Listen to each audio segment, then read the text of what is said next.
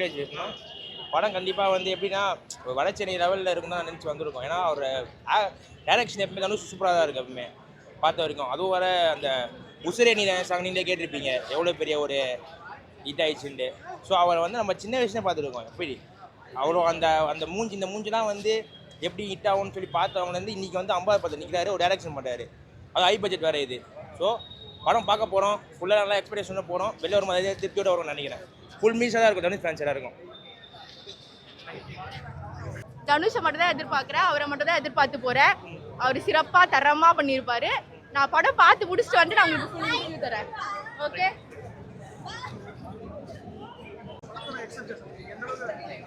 படத்தோட எக்ஸ்பெக்டேஷன் வந்து இது D50.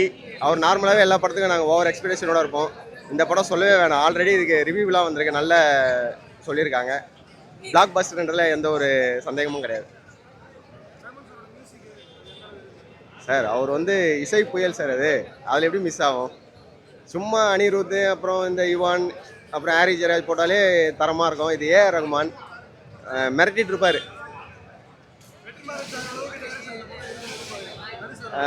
புலி கூட வந்து பூனை சேருமா? புலி கூட புலி தான் சேரும், அது மாதிரி தான் இது. வெற்றிமாறன் மாதிரியே தான் பண்ணியிருப்பார். நல்லாயிருக்கும் படம் பார்க்க.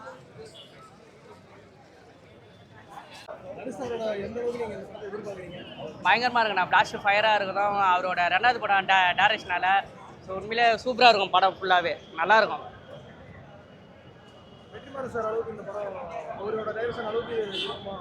இல்லை சார், அவர் வேறு சார். வெற்றிமாறன் டைரக்ஷனுங்கிறது அவரோட பட்ஜெட்டும் கம்மி, படத்தோட பட்ஜெட்டு கம்மி. படத்தில் அவர் என்ன விஷயம் சொல்ல வர்றாரோ அது வேறு. இது வந்து தனுஷோட 2வது படம். அவரோட ஃபர்ஸ்ட் படம் வந்து ஃபுல்லாக சென்டிமெண்ட் அப்படின்னு எடுத்திருந்தா கூட இது 2வது படம் வந்து ஃபுல்லாக ரகடா ராவா, இதுலேயும் சென்டிமெண்ட்ஸ்லாம் இருக்குது. ஆனால் இவரோட டைரக்ஷன் டிஃப்ரெண்ட்டாக இருக்கும். ஒவ்வொரு டேரக்டும் ஒவ்வொரு சிக்னேச்சர் மாதிரி. தனுஷோட சிக்னேச்சர் இந்த படம் வேறு மாதிரி தெரிவிக்க விட்டுரும். பயங்கரமாக இருக்கும் படம்.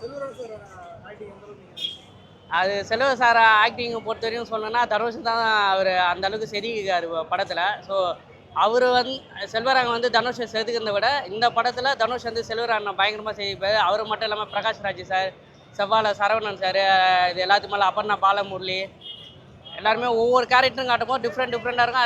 எல்லாரோட கேரக்டரும் எல்லாருக்கும் பிடிக்கும். அந்த அளவுக்கு அவரோட படத்தில் எல்லாருக்கும் இம்பார்ட்டன்ட் கொடுத்து, ஏன்னா இவ்வளோ ஆர்டிஸ்டாக இருக்கீங்கன்னா சும்மா கிடையாது. ஸோ எல்லாருக்கும் ஒவ்வொரு இம்பார்ட்டன்ட் கேரக்டர் பயங்கரமாக கொடுத்துருப்பாங்க. ஒரு ஒண்டர்ஃபுல் ஒர்த்தான ஃபிலிமாக இருக்கும்.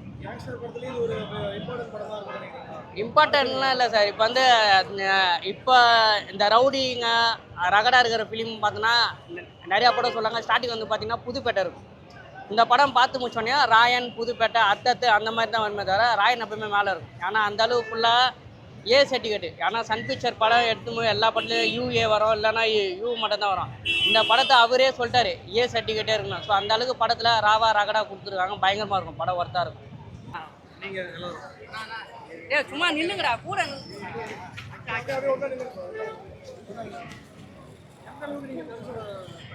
ஒரு வெறித்தரமான ஃபேன்ஸ் நாங்கள் எல்லாருமே. பிளாஸ்ட் ஃபயரான ஒரு கூஸ் பாம்ஸ் ஃபேன்ஸ் நாங்களாம். அதே நாங்கள் ஹோல்ஃபுல் எல்லாருமே எந்த ஒரு தனுஷ் படம் வந்தாலும் கன்ஃபார்ம் ஃபர்ஸ்ட் ஷோ போய் பார்த்துருவோம். அந்த அளவுக்கு ஒரு வெறித்தனமான ரகடான ஃபேன்.